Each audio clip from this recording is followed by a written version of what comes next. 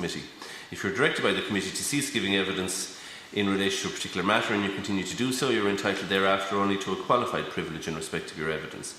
You are directed that only evidence connected with the subject matter of these proceedings is to be given, and you are asked to respect the parliamentary practice to the effect that, where possible, you should not criticise or make charges against any persons or entity by name or in such a way as to make him or her identifiable. Mr O'Leary, can I ask you to introduce your delegation and to make some comments outlining the key points of your submission to the committee, which has been circulated to members, but I would ask that you limit yourself to 5 minutes so that there's time for questions and answers from members. Thank you. Thank you, look, I suppose we've put in 2 comprehensive submissions that the members of the committee will have hopefully read. A very brief statement as you asked for.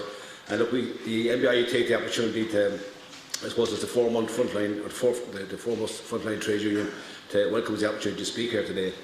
I suppose First Nations Day is pass my condolences to all those who have been affected by this virus and have lost their lives, and the families of those people.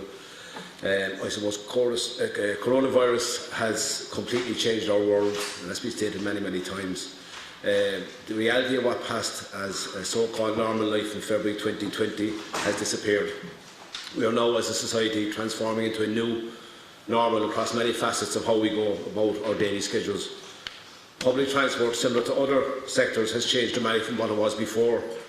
It should of course be noted and indeed acknowledged that frontline transport workers have operated throughout the crisis in a manner which deserves all our gratitude. They have, similar to all frontline public service workers, been at the coalface, providing an essential service when many others disappeared. The value and contribution from state-owned companies has acted as a beacon throughout the crisis. It is fortunate that worker representatives such as the MBIU and other representative colleagues have been highlighting the value of having state-owned companies for many years. However, the praise being heaped upon those same companies today should not allow for those that will seek to undermine those same companies to be left off the hook. One need only consider Bus Éireann and its so-called commercial service, one with the most inappropriate name of Expressway, which has, unlike a myriad of other operators, has continued to operate throughout the crisis, ferrying essential workers to their place of work, many of whom work in vital health services, others in essential retail service, pharmacies, doctors' surgeries and supermarkets. Large parts of Ireland, with its many towns, villages and far-flung communities, would have been left isolated were it not for Bus Éireann. It would in fact have been cut off. The reality, of course, is that Bus Éireann, not least because of its public ownership, would have been left isolated and cut off if they did, as others, take the decision to step away from operating services. The reality, of course, is that Bus Éireann has that social contract with its citizens. But that's something that shouldn't be assumed as a given. The onset of the motorway in this country, the increase in travel on the interurban corridors created by these motorways spring up around our country, brought an influx of mainly multinational companies into the market. Fair enough, one might think, if the demand increases, the supply needs to be increased as well. However, we would contend that the market is not there now. Where is it? It was saturated at a point in time with oversupply, and this was done effectively, we say, to drive Bus Éireann away from the commercial service that they're supposed to operate. Look, Chair, there's many other issues I want to cover, and I'm hoping that the questions will allow me to do that, but just the 2 important points I'd like to make. And the recent debacle, because that's what it was, around face masks, demonstrated quite clearly that the lack of input from frontline representatives like the MBIU and colleagues was severely lacking in the decision-making process. I don't know how many correspondence we wrote to the relevant authorities, mainly the National Transport Authority and indeed the operating companies, seeking a place at the decision-making table, where that face mask issue, for example, could have been dealt with a lot better than what it was ultimately. In fact, we've been calling for that since the 1st of May. The other thing I want to touch on that is that we are facing into a situation where the capacity on public transport is now 50%, up from 20%, and whilst public health advice will dictate the future of that, we cannot go back to the crush-like loadings of buses and trains that we had pre the COVID crisis. And again, just to be clear, and I'm heartened by one thing, that in relation to the programme for government, there is a commitment for stakeholders forum at long last, and those people who shun and treat us with disdain have nothing to be afraid of when it comes to the MBIU sitting at a table. We don't want to own public transport. We just want to influence and bring our expertise to bear. After all, without frontline transport staff, the transport does not operate. Thank you, Chair. Thank you, Mr O'Leary. Sorry, I just trying to touch the bell when people have a minute left, just so that they know, because there were some difficulties this morning. Thanks very much. Mr. Waldron, can I ask you to introduce your delegation and make some introductory comments outlining the key points of your submission, which has been circulated. Again, I'd ask that you confine yourself to 5 minutes, please. Thank you, Chairman. We presented a joint submission on behalf of National Private Hire Taxi Association, the Irish Taxi Drivers Federation, the Taxi Alliance of Ireland and Taxi Timoni and Ahern. Whilst we're all independent groups and have previously had different priorities, we feel it's important that we united today for drivers' welfare and put this submission forward. The small public service industry has been decimated, and almost all who qualify for pandemic payments continue to need them. The above groups are made up of membership of small public service licence holders throughout Ireland, including major cities and smaller towns and villages. The industry is made up of approximately 20,000 vehicles, 90% are taxi and the rest are hackney and limousine. There are approximately 26,000 qualified drivers of with SPSV licences. We are representing over 13,000 of them drivers. We welcome the opportunity to submit directly to the Covid Committee, as we believe that the drivers operating within the industry are being overlooked and not sufficiently supported by the Department of Transport and the National Transport Authority during this pandemic. The effects of this pandemic are unprecedented and the consequences to our industry are unknown. We will need ongoing direct support from government to ensure viability for 20,000 vehicles licence holders and their families presently depending on driving a taxi to make a living, while providing an integral part of the public transport service. Indirectly, many thousands depend on the SPSV industry. SPSV is not only an integral part of the transport system, it is essential. It's the only door-to-door public transport servicing airports, hospitals, train stations, sports events, business communities, tourism, with those also those with special needs and requirements. We rely on each other for success. The SPSV fleet includes 2,700 wheelchair accessible vehicles. Our industry is facing many challenges, including financial and practical. We have been a positive contributor to the overall economy and the only section of public transport to positively contribute financially into the NTA, approximately €5 million per year on licences. I'm not going to obviously go through the whole submission because we wouldn't have time, and I welcome questions, but I want to put some key headings. We believe that the government should immediately stop the issuing of new licence. Grants need to be provided. We need step-down payments for drivers going back to work. We need to extend the vehicle age limits of vehicles, and we need to introduce a buyback scheme to allow transferability. We need to implement the fare increase that was recommended back in 2019. We need help to introduce cashless payments. We want to be considered for government transport contracts. And grants to other business enterprise should include a section to be specifically designed towards the SPSV industry. All future events should consider the appropriateness of how many taxis are required, and face masks and visors should be made mandatory for people getting into a taxi. I'll just leave it at that, and I welcome any questions. My colleague, myself and Jerry will answer them. Thanks very much, Mr. Waldron. Mr. Mackin, can I ask now that you make some, you introduce, I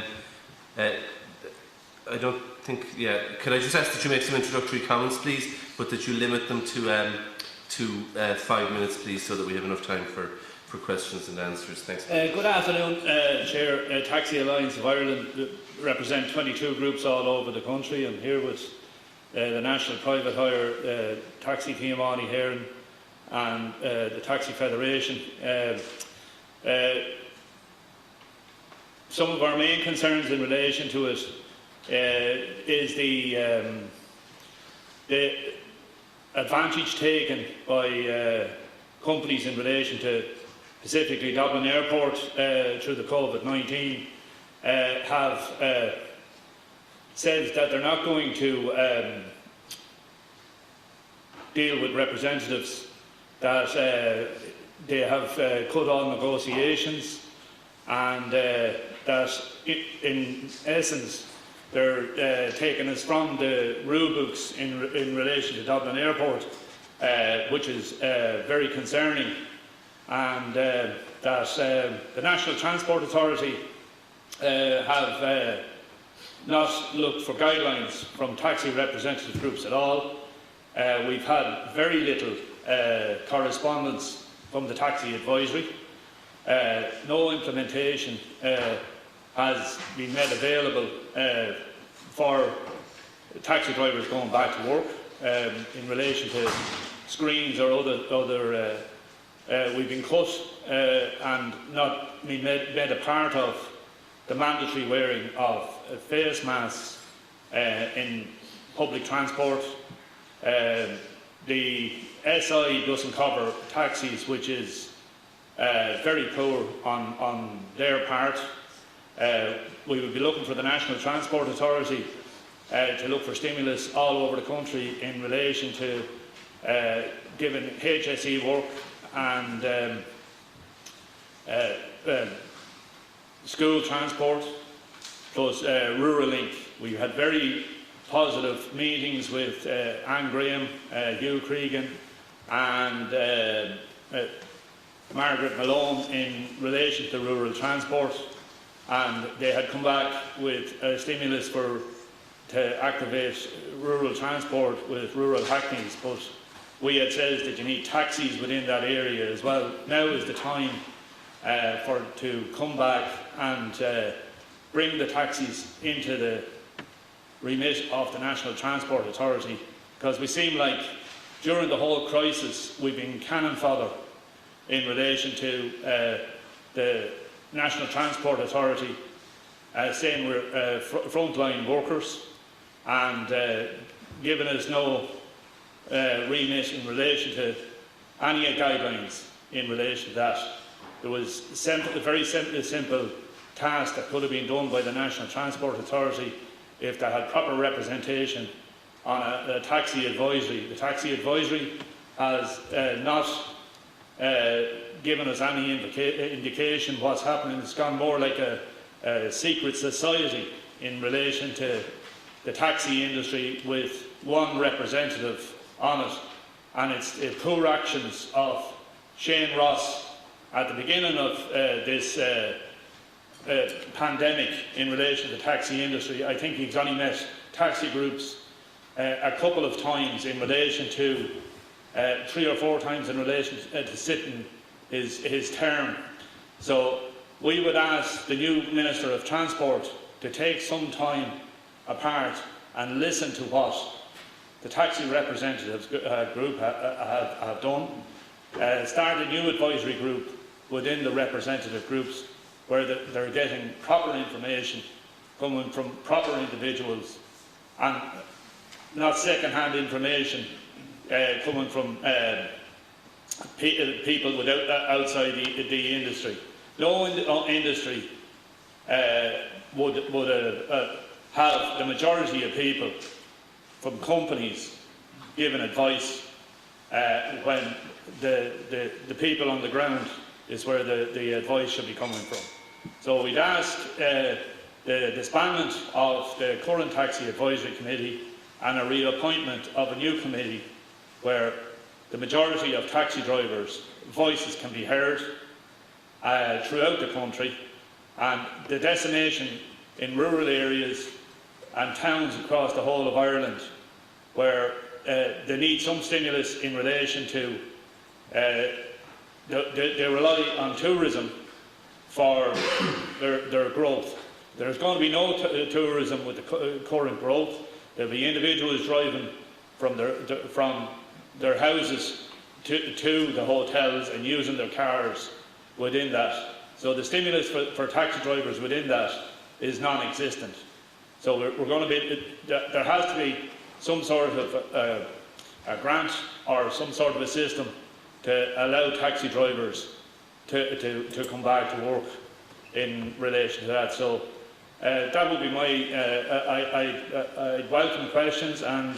Thank you, Mr. Mackin. Thank you very much. With that, I'd like to just bear with me for a second.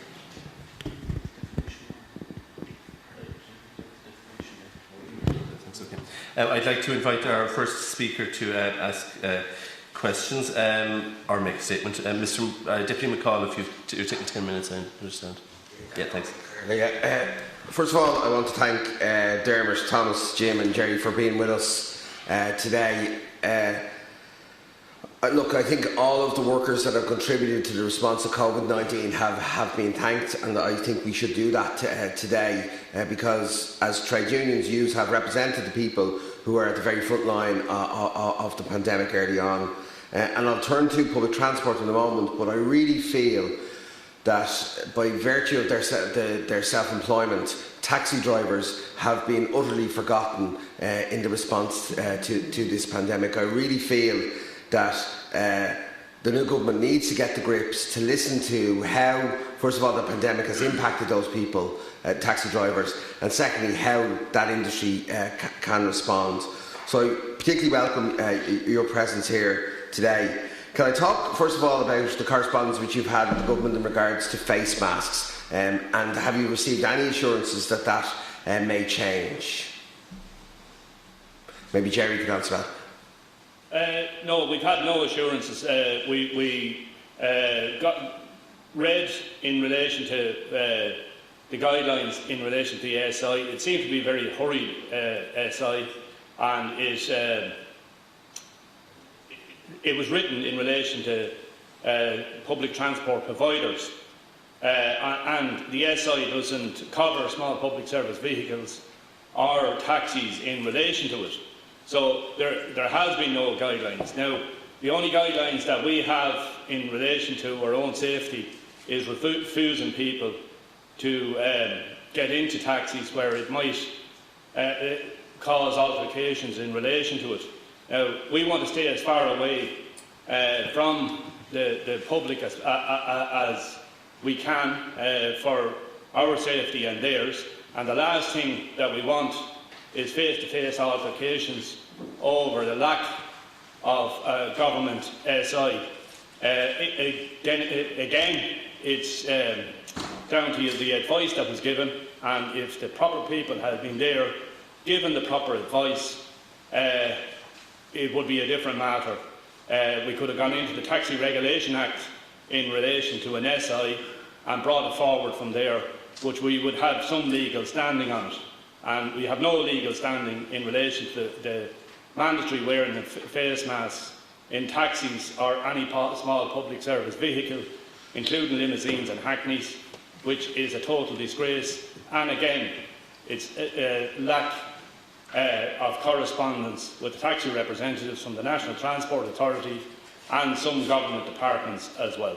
And on that broader issue with the National Transport Authority, have they provided any of the representative bodies for taxis sample return to work protocol, any sort of industry guidelines that you might then in turn distribute to your membership? Answer that. No, they haven't. And just on the same point, for example, the screens, we have a ridiculous situation where drivers are installing screens into their cars and going up for their suitability tests and having to remove them to get the car passed out and then driving away and reinstalling the screens. We have no guidelines other than very vague guidelines in the sense that they're telling drivers that screens can only be installed by the manufacturers of the cars to the standard of the original installation of the car, and it's not acceptable. In regards to the masks, there's been no advice given. We've been advised that we can refuse people to sit in the front seat of the car and ask them to sit in the back seat. But that's the only advice that we have, and we do feel let down by the NTA in this. The NTA has long had a dysfunctional relationship with the taxi drivers, and I think COVID has exposed that even further. Just with regard to how then it has impacted financially those taxi drivers, I wonder, the joint submission has called for a step down social welfare payment to encourage drivers back to work without being financially impacted. Do you have any indication of what level or what percentage of pre-COVID activity taxi drivers are back to? Well, the only stats that are available are taken really from Dublin Airport, because Dublin Airport are operating at 10% of the business prior to COVID. So I would suggest it's very similar or worse. There's no nighttime business. The nightclubs obviously are operational. It was something like 82% of drivers worked on a Friday. 60% of them worked late in the evenings on a Friday. And that work is gone basically. So that's a major problem. Obviously the amount of people who are now working from home don't require a taxi to get to work. There's a huge drop off. I can't estimate it in a financial figure, but I do know that most of the drivers who went on to the COVID payment are still on the COVID payment, and they need the COVID payment. And the COVID payment, by the way, is allowing them to survive. It's not allowing them to pay the bills. The bills are backing up. The cars still have to be paid for. The insurance still has to be paid for. There's another problem with the NTA. They let us down in regards to the insurance. We still have to have full insurance in place. Drivers had a licence suspended maybe for 3 months, and now they're told they have to have it back on the road in 7 days, and they have to replace the insurance. So all of these bills are backing up for us. So that's the effect that it's having in terms of economics. I think you make a very valid point that while many PAY workers, the 350 payments might be enough to keep them ticking over. For somebody in the taxi industry that's self-employed, that €350 should be going towards them being sustained, and in fact they're having to use it to cover some of the costs of their business. So I turn to the Restart grant that is available for self-employed people, and I understand that as of yet there's still no application process for taxi drivers to apply for the Restart grant. I know there was some indications yesterday in the stimulus package that would be done through the Intreo office. Has there been any engagement between the Taoiseach's department and yourselves in regard to how taxi drivers can apply for that grant? No, there's been no communication in regards to Restart grants, and they will be needed. There's no doubts in my mind they'll be needed. Every driver is facing an insurance bill of between €3,000 and €10,000. We haven't worked now for 4 months. So there's not much money left in the coffers to be paying 3,000 to 10,000 insurance. And what we want is we want to keep providing a very good service. 82% of people said that they only had to wait prior to COVID. They only had to wait 10 minutes for a taxi the last time they used a taxi, less than 10 minutes. We want to keep that service. Now, if we don't get the grants and the supports, we'd be going back to the old days where people are waiting 40 minutes standing on a taxi rank for an hour. We don't want that. We want to continue providing what is classed as one of the best professional taxi services in the world. And you raised the issue of insurance, and I'd hope to turn to that because while I and many other people in our private insurance have received some rebate on our motor policy, can I just talk about the experience of how the insurance industry has dealt with taxi drivers? The insurance company, in relation to dealing with taxi drivers, some of them are letting you go to private and domestic, but you have to take the stickers off your cars, resend them back, and you have to go through massive amounts of rigmaroles to avail of the service. And some of them want clearer indications, which in a sense the National Transport Authority hasn't done. The very simple way of achieving that would be the National Transport Authority in the outset of Covid-19 and the recommendation that the driver check-up is where most insurance companies and the National Transport Authority are recommending where you come from in relation to it.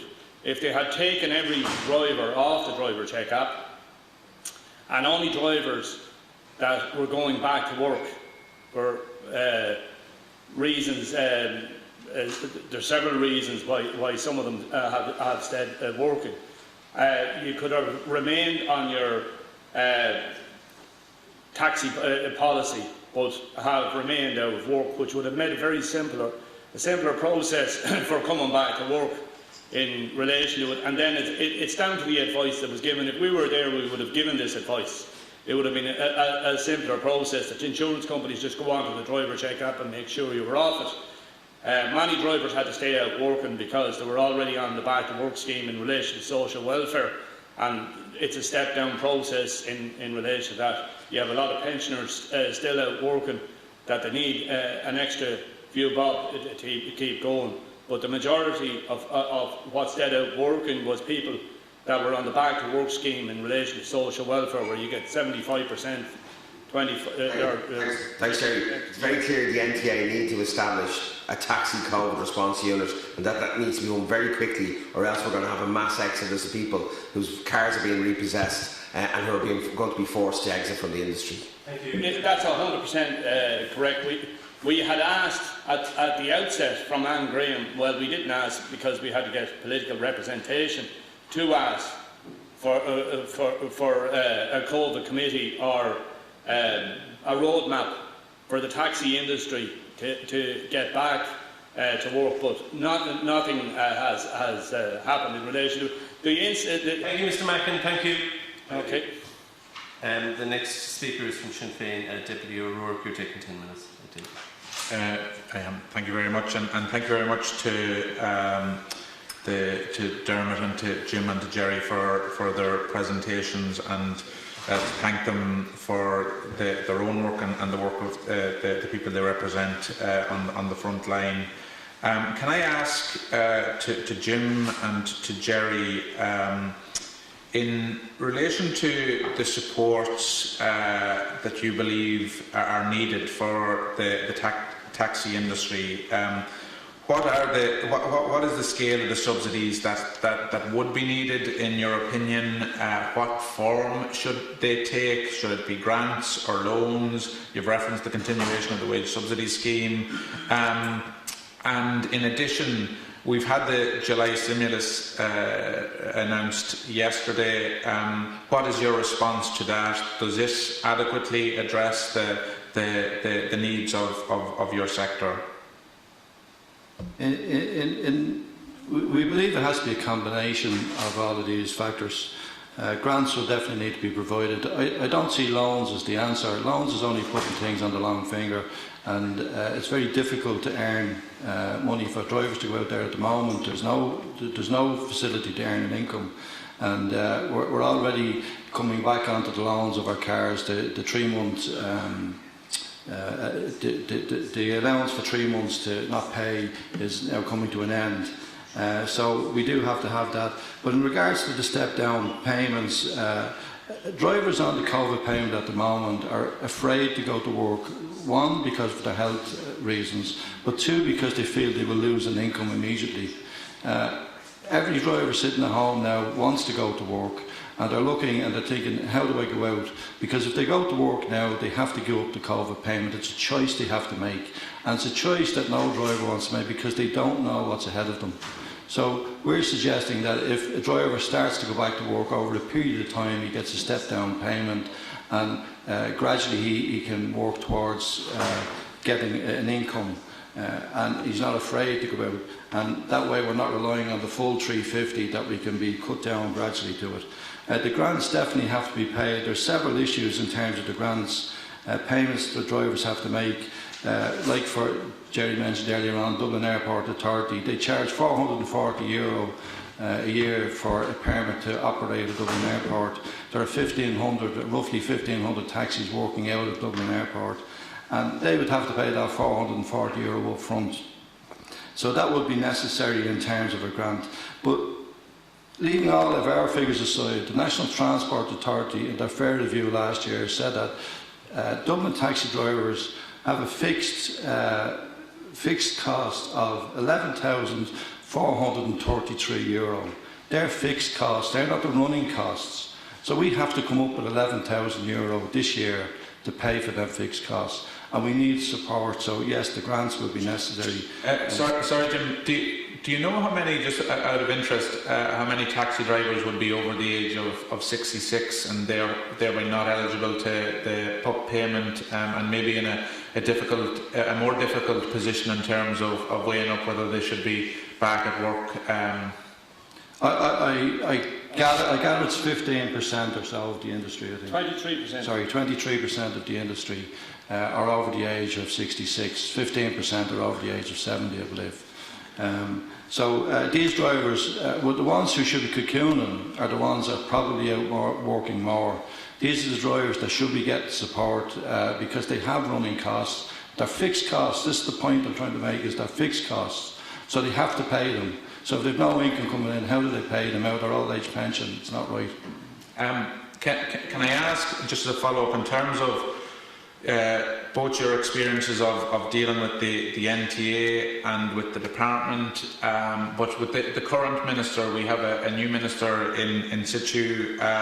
In terms of engagement, you've mentioned some of the weaknesses of the Taxi Advisory Council, but I'm aware that there are a range of other issues that have been significantly magnified as challenges in the sector in relation to NCT tests and suitability tests, and the buyback scheme and the 10-year rule. The 9-year rule, we would look, because of the Covid-19, that licences be extended to 15 years. There's already a precedent set in relation to wheelchair accessible vehicles. You have Belingos and TPs and other vehicles out there, and the saloon car, which is on the 9-year rule, would have a far superior safety and comfort within it, and we appeal for the National Transport Authority to extend the 9-year rule to the 15-year rule. For the foreseeable future, lads won't be able to get finance for new vehicles. The buyback scheme in relation to individuals that might have medical problems or other issues that mightn't deem safe to come back into the industry until a vaccine, or if a vaccine is ever put in place, would be the best opportunity. Can I just mention on the buyback scheme, please? We're suggesting we introduce the buyback scheme. For one of the major reasons is that we've talked about older drivers. Some of these drivers now want to leave the industry, but they have liabilities. They've paid €6,400 for a licence that they can't use at the moment. So we're suggesting that this is a way of a support basis for people who do want to exit the industry. It's also a way that if you allow transferability on a licence, it's also a way that drivers who are renting in the industry at the moment, paying vast amounts of money every week to rent the licence, can buy their own licence and they could be self-employed properly, not being reliant on somebody else to provide them with a car. So it would give opportunities for exit of the industry for those who want to leave, and it would also give opportunities for people within the industry to have their own vehicle. Okay, thanks. You both mentioned particular challenges as they relate to the operation of taxis at Dublin Airport. Could I ask you just to expand on, outline what the current situation is, how COVID has affected it, and where you believe things need to go there? Statistics really are coming from Dublin Airport. Last June there was 3,600 odd taxi journeys for the full month at Dublin Airport. Seeing that there's 1,450, or the DAA said there's 1,350 taxis, in a full month, if each one of them had to get a job, how many days are you going to be waiting on one? The current waiting time for a taxi out of Dublin Airport, where there's 30 or 40 taxis, is up to 3 or 4 hours to facilitate a service out there. So there's long waits at Dublin Airport, and these lads are waiting for whichever reason it might be. The advantages taken of Dublin Airport in relation to the COVID-19, and I have emailed each one of the leaders of the political parties. I might have missed one, but I'm sure I've got them all, in relation to the ongoing discussions with the CEO, Dalton Phillips, which we are totally being ignored at Dublin Airport as a representative group. He doesn't want to deal with us anymore. He has emailed all the leaders back in relation to it, and I'm hoping that we get political representation in relation to the arrogant way we're being treated out there, and that we will be meeting with them shortly. Hopefully, if political persuasion could take place, that we can put the cases in relation to the way taxis should operate at Dublin Airport. There is no guidelines at Dublin Airport. The taxi holding area has no facilities whatsoever or any instructions in relation to COVID-19. They have no hand washing facilities or soap in any of the toilets out there. They are not maintaining the taxi industry out there. They have closed the canteen, so there's no facilities. I could go on in relation to the way we've been treated, but I am hoping, because of all the political parties that have been copied in the email, that at some stage that they might get up and start doing something for the taxi industry. And I would wish to thank the people that have already contributed to Dublin Airport, and in particular yourself, that have pushed stuff forward. But while some of the political parties, while some of them are working, we're falling foul in relation to it. And the only other statistic that we have in relation to the taxis working is Shane Ross's famous last speech that said that 98% of taxis are not working. Another speaker, sorry, we do have limited time slots because of the fact that we can't sit for more than 2 hours. Thank you very much. Thanks. The next speaker is from Fine Gael. I take it it's Deputy Carol McNeill. 10 minutes. Yeah, well 10 minutes, I may not choose the full time, but thank you very much. Thank you for coming in and for the submissions that you have made to us, and thank you for outlining the concerns in relation to Dublin Airport. In particular, of course, we've just come hearing from concerns around aviation from Dublin Airport, but it's really important that you set out the experience that you're having and the difficulty that you're having there. So thank you for doing that. And I might ask you a couple of things about it shortly, but I just want to ask, coming away from the economics of it, but just in terms of protecting workers, both bus workers and taxi drivers, just in terms of masks and mask compliance. And I note that, you know, in the taxi driver submission, you're talking about compulsory mask compliance or mask wearing in taxis as form of public transport as everywhere else. Could I just ask you both, the different representatives groups, what's been the experience so far in terms of mask compliance for drivers who are, you know, essentially having to enforce that? We saw a very difficult video on social media yesterday, and I mean that's just one video, just one piece. But could I ask you, as representative groups, what's been the experience with mask compliance so far?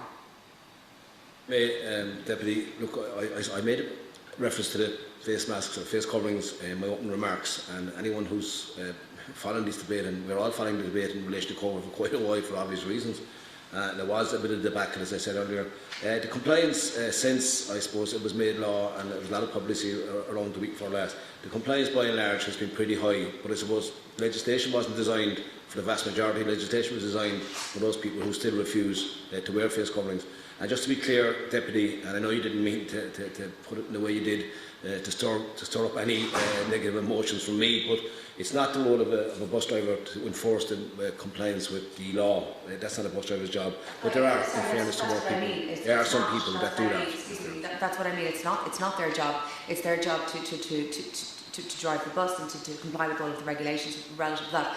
But I just mean in practical terms. Of course, it's not their job, but at the same time, if I get on the bus without it, and we talked about this separately in the committee about, you know, how public transport's very different. If you get onto the DART, there's nobody there, but you're also very separate from the driver who's in a different capsule. I'm very conscious of bus drivers where there's just, even with the shielding that is there, it's still a much more connected personal connection. I know it's not their job to enforce that, but they're also just much more connected to the passengers that are there than other forms of public transport. They are, and again, I suppose your analysis is quite correct. I mean, there is a relationship between the bus driver and the passenger, which wouldn't be in other modes. I accept that. And again, look, we always go to great lengths to explain to people when we're talking about bus industry in particular, that there is a type of community there between the passenger. There's a kind of a family thing between the passenger and the driver. But look, to go to the root of the question, there is a compliance of as high as 90%, we believe, and that's anecdotal. I presume the companies will come back and say something in relation over the next few days in relation to empirical evidence around that. But the take-up has been, and look, it took a while, we got there, so there is a certain satisfaction with a few caveats. There's been a few instances, some of them have been on social media, as you say. I suppose one thing, Deputy didn't ask this question, but one thing that has been demonstrated quite clear here today already is the disparate groups out there, including ourselves and indeed our colleagues in the taxi industry, who do not have a central forum to discuss all the issues that concern them. And I suppose one startling stat, which I probably will cover later on very, very briefly, is there was 290 million journeys on public transport last year, 290 million. That was with a full taxi service operating as well. If you have a situation where there's not a full taxi operating, we can't cater for 290 if they come back. They won't that quickly. We can't, but without a full operating taxi industry, we certainly can't envisage operating to that level again. Okay. Could we just ask from the taxi perspective? Yeah, in relation to taxis, I have to say that the NTA are basically, there's no PPE issued by the NTA, no clear guidelines was issued regarding screens or face masks. Drivers themselves have started to issue face masks, and I have to say the Chinese embassy donated 500 boxes of face masks to the taxi groups. You know, where does the NTA look? How can you look at the NTA that somebody like the Chinese embassy is stepping in to help us out? Sorry, when was that? About 3 weeks ago or so, they donated to the National Private Hire Taxi Association. How many? Sorry. 500 boxes of face masks. 500 boxes, but of, I mean, how many masks? 50 face masks in every box. Okay, I didn't know that. Thank you for telling me that. Just in terms of contactless and contactless payment, certainly I've observed, and other members may have as well, obviously with you have the Leap card and so on, that makes it more straightforward in relation to bus or getting on Dublin bus, clearly Dart and Lewis as well. But just in relation to taxis, whether it's just my own anecdotal experience, but I notice a much higher level of availability of contactless within taxis. Is that something that you've been working with drivers on? Is that something that, you know, how has that been going? But am I correct? Is that just an anecdotal experience, or is that something that you've observed more broadly?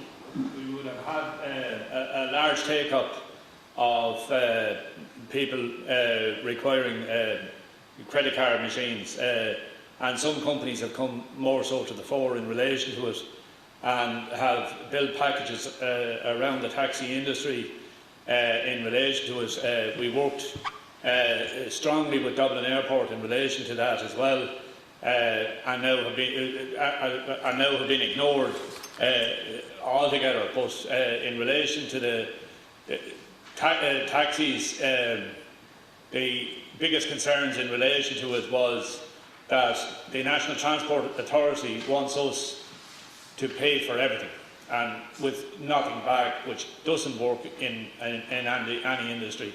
The reason and the way that it is working now, that private cards and Visa and MasterCard, there is no charges whatsoever for it, and the drivers it can facilitate a small charge in relation to the provision of corporate commercial business cards and cards outside of Europe, which they're legally entitled to by the National Transport Authority.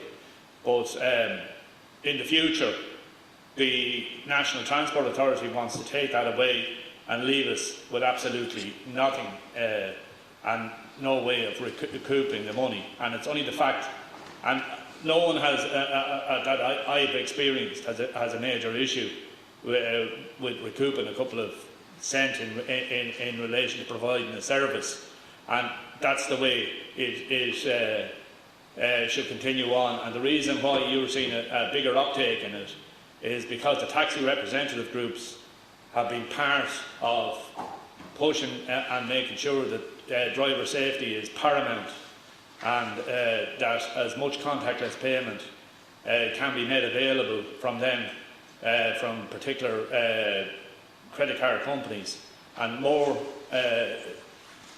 of them are coming on board and try to facilitate the taxi industry in relation to it. Just in terms of costs, because I mean, people have stopped, accessing and using cash, not stopped, but hugely reduced their use of cash in favour of contactless since the beginning of this pandemic, out of a concern, as we know, for transmission.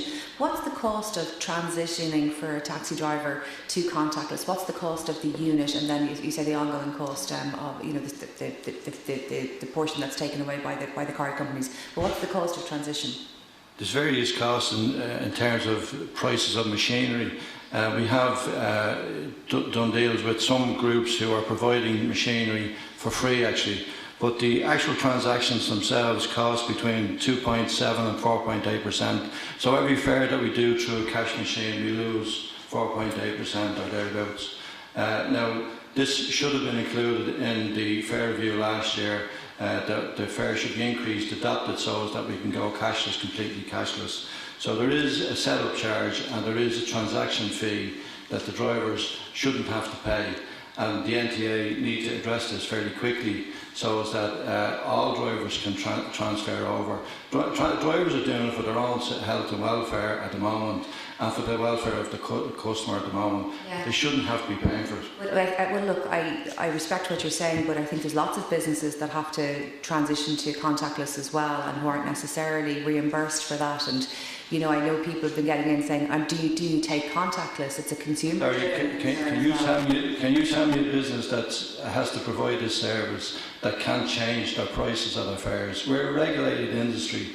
We can only charge what the meter says, and that's provided and programmed by the National Transport Authority. If you're a shopkeeper or in retail industry or other businesses, you can hire your price or lower your price to suit it. We can't do anything. We've been on the same fare now for over 3 years. That's a fair point, but I think you'll also accept that there's a measure of consumer choice in whether somebody uses a taxi or some other form of transport as well. So, both are relevant, I think. Oh, absolutely. We would love to be great to provide a service, and we want to welcome the service, and that's why the taxi organisations have been out there at the forefront providing these machines. No help from the NTA to do this, by the way.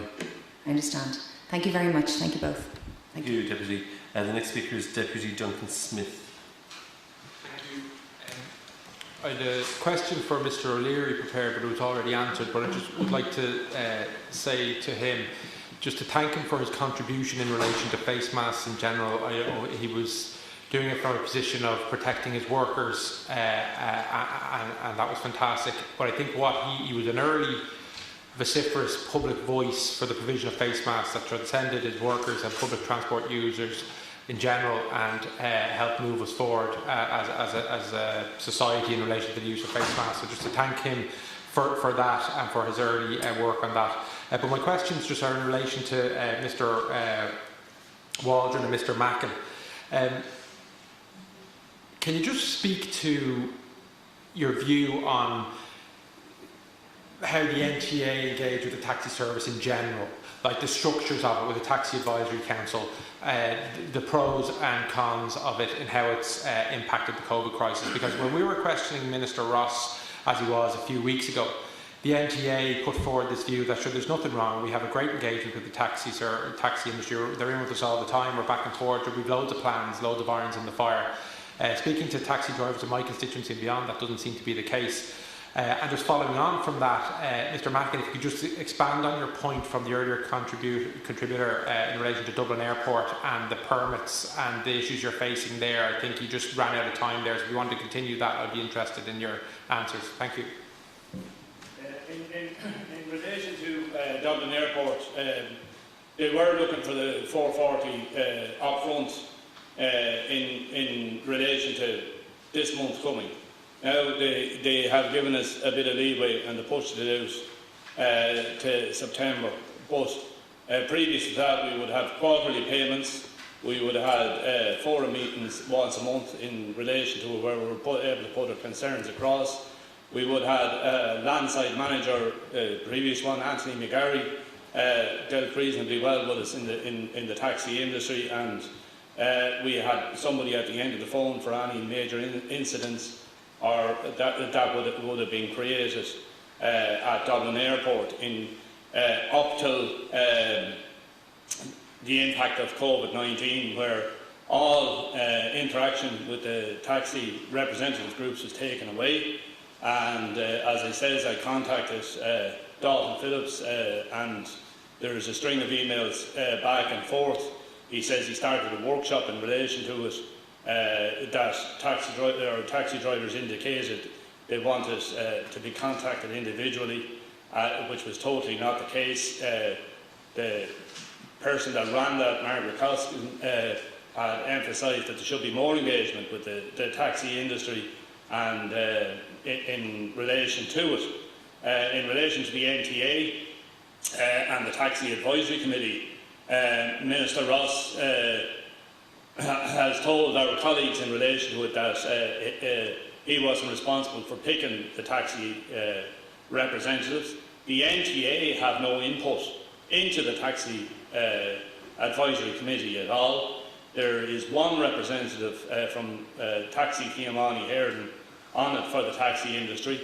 The rest that's on it are individuals or members of dispatch operator companies, Free Now, Links, Galway representative for dispatch operators. So the representative groups have very little input. And we've had very little input back from the taxi industry. And it beggars belief that they have a new taxi regulator, and it's only because that we sent an email to who we thought was the previous regulator, and we're after finding out that we have had a new one completely by accident. That's the way that we are being treated by the National Transport Authority. We're being told nothing, we're being kept in the dark, we're being used as cannon fodder out there. There should have been major discussions, and Anne Graham came along and says that there was great interaction. There's great interaction within a committee, and the inadequacies of a taxi advisory committee, to start a subcommittee of a committee to advise the committee on COVID-19, beggars belief in the way it's moving forward. Like, you know. Thank you, Mr. Mackintosh. It's fair to say that the voice of the ordinary taxi driver is not heard proportionately in any way on the Taxi Advisory Committee. 10%. There's one person there, and we are getting absolutely. The National Private Hire, the Taxi Alliance, the Federation are getting no information back from the Taxi Advisory. It's worse than a secret society. No information at all. And prior to that, when the majority of groups, but not all the groups were on it, we had information coming back to the taxi industry, which is totally ludicrous at any time, and particularly in COVID-19. Thank you, Mr. Martin. Thank you. Thank you, Deputy Smith. Deputy Catherine Murphy. Thank you. And thanks for your presentations, and also for obviously the very good work right through this pandemic, where both bus and rail workers and taxis have been operating and have provided a very essential service and put themselves very much at risk. Can I ask first of all, what is the up-to-date kind of experience in terms of the infection rates with both taxi and bus, and mostly bus operators? Is that known at this stage? Because I think that would have a bearing if, for example, there would be an increase in capacity, particularly with the bus services. In terms, when I'm talking about the 1 metre, 2 metre rule. Deputy, I just want to thank Deputy Smith. I won't need too much of your time for his kind remarks, but just to be clear, the face coverings call from the NBIU was in the main to restore confidence in public transport. And your question, I suppose, feeds into that, Deputy Murphy. In terms of as I understand it, the infection rate, thankfully, is in single digit, both across the bus and rail. That's my understanding. I'm sure someone else will come in and say something different. I think it's in single figures, thankfully. And so that's been experienced. In relation to the capacity issues, and again, we cover that quite comprehensively in our submission, as you will know. And again, I suppose we're guided by our public health advice. And I know, Deputy, having spoken to you separately some time back, there are issues in capacity across the greater Dublin area and in the large urban areas, and we cannot go back, as I said in our submission, to crush capacities. That's what they're called in the industry, by the way. Crush loadings is what they're called, where people are squeezed sardine-like into trains and buses. So there needs to be a big debate around how we're going to manage I suppose the people coming back into public transport. As I said, there's 290 million people. So in relation to the infection rates, single digits, but we need to have a broader conversation about how we're going to manage public transport going forward. So that's the bus and train experience. Yeah, can I just ask about the stakeholder forum? Can you elaborate on where or what dialogue, if any, has happened or progress has happened on that to date?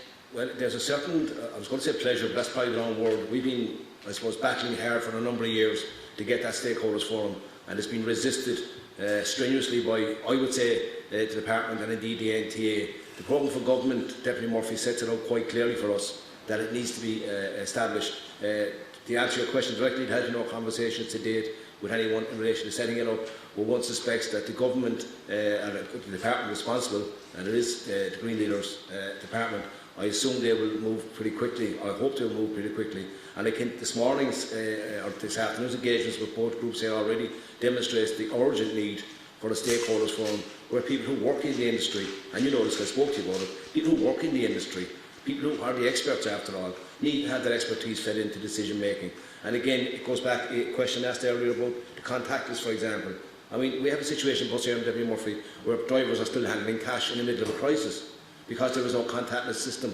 And the NTA, again, responsible. I'm constantly criticising the NTA. I don't want to be doing that. I want to be around the table working towards providing transport for all the citizens of the state. That's what we should be doing. Not inside committee rooms with respects, knocking each other, if you like. Well, I spend a lot of time doing it anyway, I know I do. And, you know, so I'd rather have that forum. So Deputy Murphy, again, no contact yet with the new government, but let's hope that the programme of government, it sets it out quite clearly, that they will move immediately, in fact, to establish that forum. Okay, and in relation to the taxis, I mean, there's some very useful additional points have come out even in this debate today in relation to some of the things that could be done. For example, the 9-year rule, things like things like the fixed charges, just drawing our attention to that. I've got to say I've got some concerns about the 15% over 70s and the risk that they're particularly putting themselves in, because that's the age range that is particularly problematic. What feedback are you getting from that particular cohort? Is it any different to the rest of the people who are providing the service?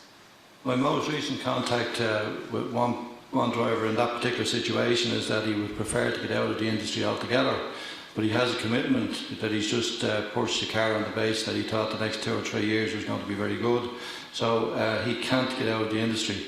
So this is one of the things that we've included in our submission, that we should have a buyback scheme so that a driver can get out. So he's forced effectively out onto the street now to pay the bill for that car. That would be my first reaction on that one. But you did ask about deaths and how it has affected the taxi industry. We're aware of some of the taxi drivers who have died from COVID, and obviously we pass on our sympathies to the families, and we wouldn't like it to happen again. So we call again on the NTA to show their responsibilities and start providing us with PPE equipment, for example, giving us guidelines. It might sound ridiculous, but is the car supposed to be washed in a particular way? We don't know that. They're the experts. They're supposed to give us the guidance on this type of thing. Thanks very much. Thank you, Deputy Murphy. The next speaker is from Solidarity People Before Profit, Deputy Richard Boyd Barrett. Yeah, just to apologise in advance to Dermot from the MVRU, because my time is very short and I specifically asked that the taxi drivers would come in today, so I'm going to fire most of my questions at them, because I think they have been ignored. But maybe one question to you very quickly, Dermot, is the subsidies to public transport in Ireland were lower than almost anywhere else in Europe before COVID. Could you maybe, for the public's benefit, just say how low they were and how COVID really adds dramatically to the case that we have to have a substantial increase in subsidy to public transport, which now more than ever is more essential. So maybe you could answer that. But I'll just throw the rest of my questions at the taxi drivers. I mean, it's obvious that the taxi drivers have been ignored, that they're being treated with contempt by the NTA, and now their industry has been absolutely decimated, and there's no roadmap really backed, pardon the pun, for taxi drivers in the current period, because all the associated things like tourism, live entertainment, music, bars, all the things that would have given them the possibility of having some sort of sustainable income are on the floor as well. I suppose my question is around this, maybe really for you to state the case why the income subsidy to allow people to go back to work is so crucial. And would you agree that the failure to extend that the pandemic payment to people over 66 really put taxi drivers who are over that age in a very, very dangerous position health-wise, and that even now taxi drivers are caught in terrible bind. If they go back to work, they lose their payments, but they can't actually earn a decent living in the current situation. But if they stay on the pandemic payment, they're facing a payment that will be cut and cut again, and indeed has already been cut. And the dilemma that faces that puts taxi drivers in. And the other thing then just is about taxi numbers. I mean, we had more taxis in Dublin than they had in New York before COVID, but now the idea that the NTA would continue to issue licences for new taxis in a situation where the industry is on the floor just seems crazy. So maybe the taxi reps could just indicate a little bit about that, and also just about maybe that appeal for the grants that have been given out, large stimuluses that have been given to some businesses, that they should be given to taxi drivers to cover those €11,000 of annual fixed costs. The licences that's been issued by the NTA, a lot of them would be all of them would be wheelchair accessible grants, and these individuals would have bought their vehicles, would have had to have the vehicles on the road before getting the wheelchair accessible grant. And now, unfortunately, they're committed into an industry where there is absolutely nothing. But they still have to go through the whole lot. The grant is for 3 years, so they have to take out the auspices of that. The NTA should have looked into the pandemic and looked at some way of reverting back from it. It's not only the old age pensioners in relation to the COVID-19 having to get out there to work, it's people that were on the back to work scheme as well. A large amount of them would be in their second remit in relation to the payments. They have 3 years in relation to back to work scheme, so they have no option of getting out of it either. They have to subsidise their income in relation to it as well. So the grants, there should be a moratorium immediately putting on the issuing of plates, and we will have one majorly oversupplied industry with no tourism across the whole of the country in relation to it.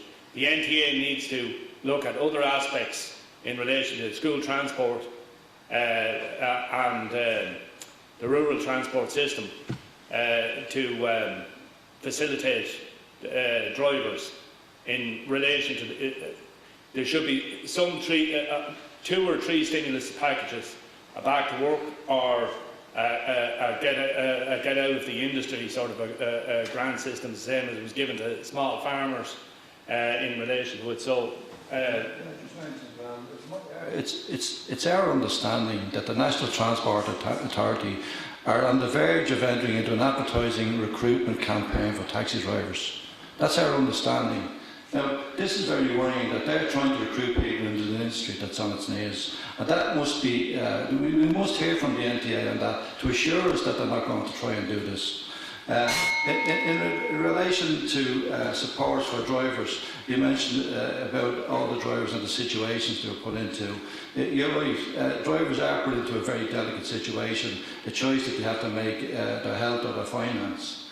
And there is no mental issue support, if I can get the right words for it. There is no support for people with mental issues. I mentioned mental problems. And the stress that this has created for people throughout Ireland. I'm not just talking about taxi drivers, but because I'm talking about taxi drivers, what has the government put in place to support taxi drivers? You know, they haven't contacted any of the representative groups to offer any supports or guidelines on the mental side of things. So this is one of the things that's been forgotten about.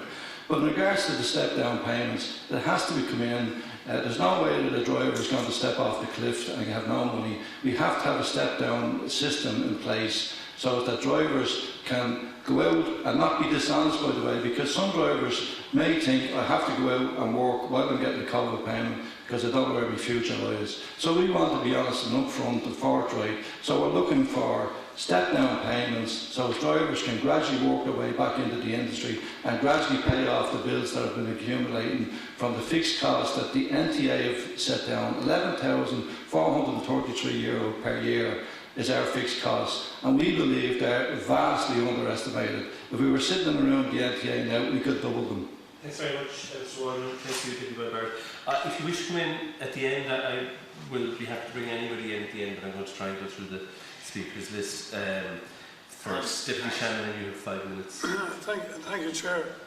To Mr. Waldron, firstly, can I say I have a huge amount of sympathy for the taxi industry, and I would agree with you. I think it's an industry that, unfortunately, through regulation, has been allowed to get too big to be fair. That is really what the problem is here. We have a huge amount of capacity, and now in the case of this downturn which has been brought about by COVID, we can see so many people that are at risk, and I would support your case for step-down payments, absolutely. You cannot ask people to give up a government subsidy or support and go out. I had a taxi fare last night, and the gentleman who drove me told me that he had 3 fares in the course of 8 hours yesterday. So that's the reality. I know that's the reality on the ground. Can I ask you just about modifications in cars? Is there a policy within the taxi industry now? This man had quite a bit of perspex in his car. He was fully shielded. Is that the policy now for all taxis? Can I ask you? No, actually, the problem is there is no policy. A driver takes it upon himself to install a screen.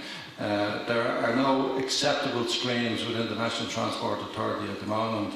So drivers who are going to get what's known as a suitability test, they have to remove the screen for the taxi to be approved. The interior of the car is usually checked for the taxi to be approved.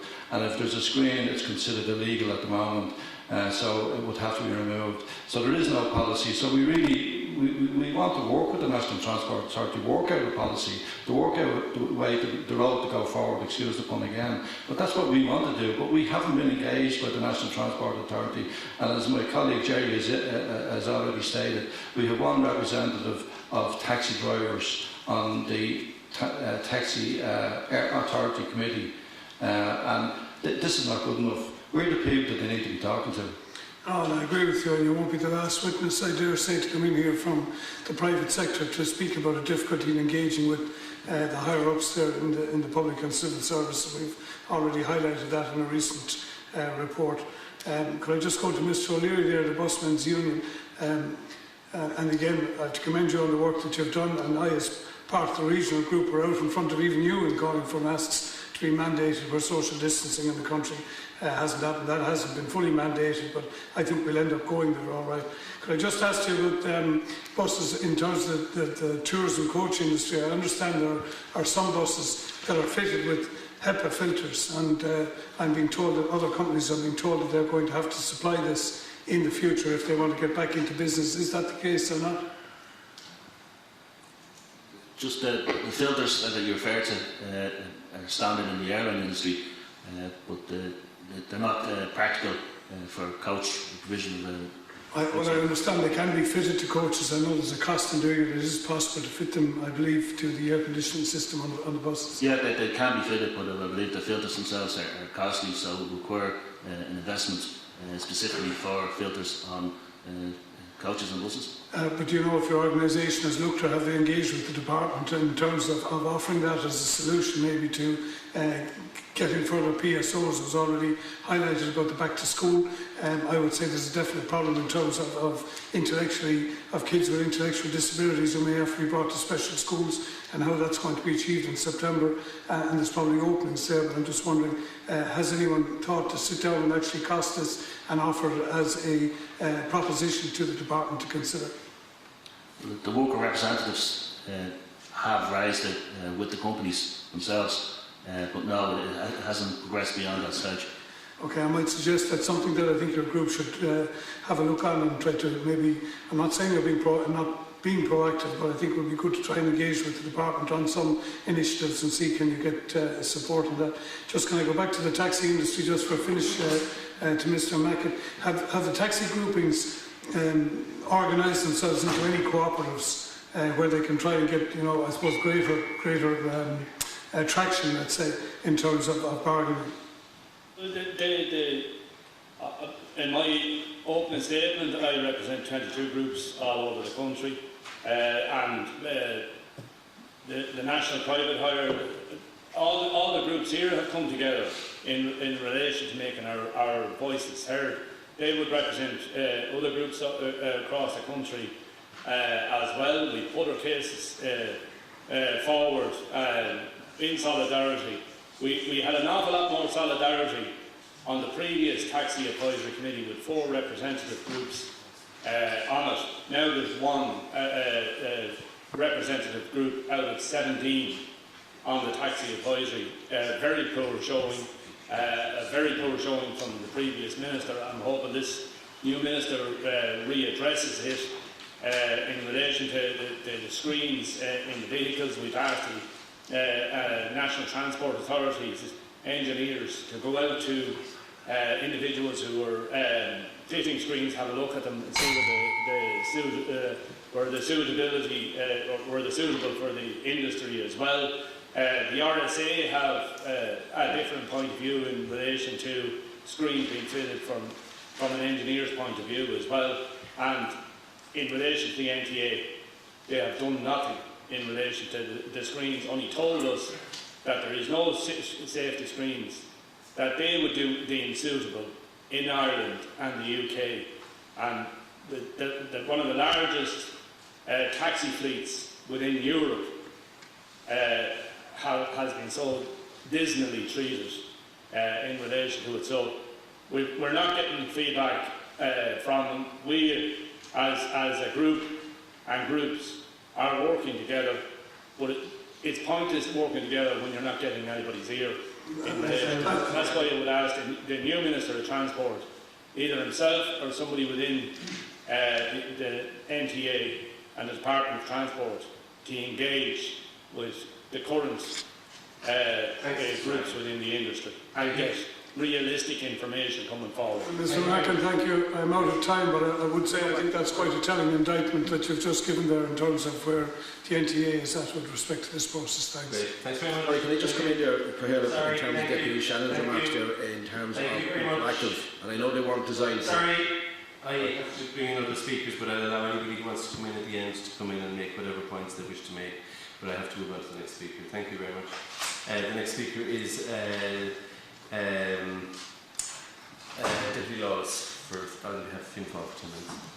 Thank you very much, Chair, and I welcome the witnesses and thank them for their submissions. I'm going to speak primarily, I think, to the NBRU submission. I've been into taxi, probably more so the public transport, rail and bus side of it.